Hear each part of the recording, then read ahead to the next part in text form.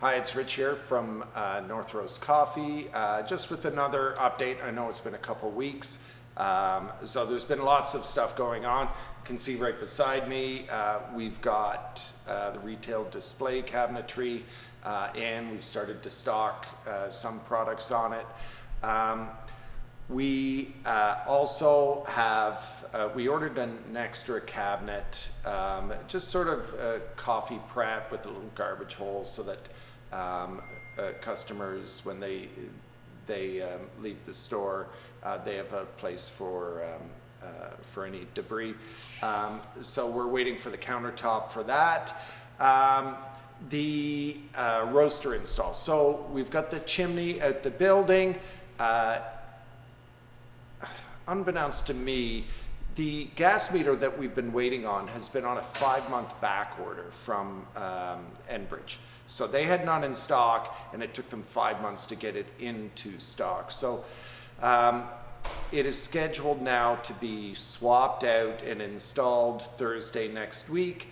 The gas fitters will be on site at that time, and then they'll start their work to put regulators on the roaster and the HVAC, so that the purpose of the new meter is to bring higher pressure gas into the building that's required. The Probat requires a higher level of gas than the large roasters, surprising.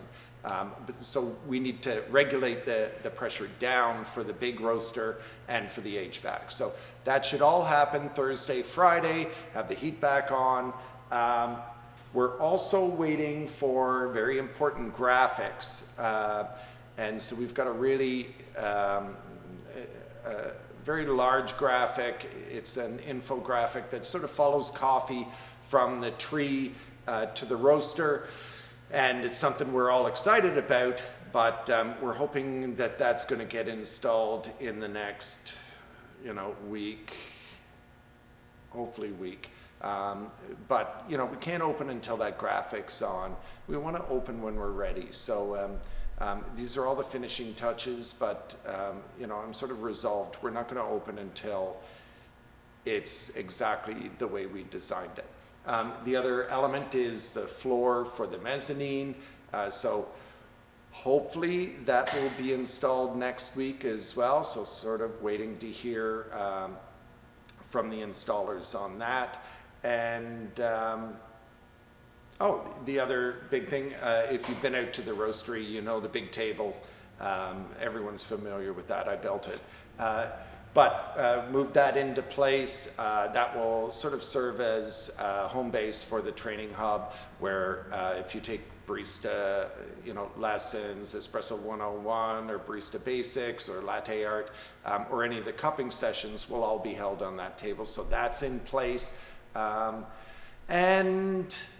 I think everything else is a lot of just sort of making the shelves look the way we want it to. Once the chimney's in, we can move the shipping container here, which will serve as storage for a lot of the paper products that we have, so that it makes more room for the green coffee.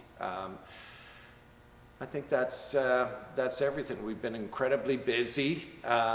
Atypical for this time of year. The first 3 months of the year, if you were to just sort of replicate that through the rest of the year, we would exceed last year's numbers again, which is really not typical. The first 3 months of the year are normally your slowest 3 months. Still may prove to be our slowest 3 months, but if that's the case, then we're going to be growing at a very good rate again this year, which has been the case for the last 5 years.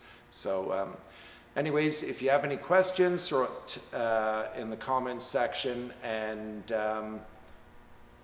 I'll hopefully give an update Friday next week and be able to tell you I've done a test roast, the heat's back on, and the big roaster is working perfectly. So we'll check back in certainly within the next 10 days or so.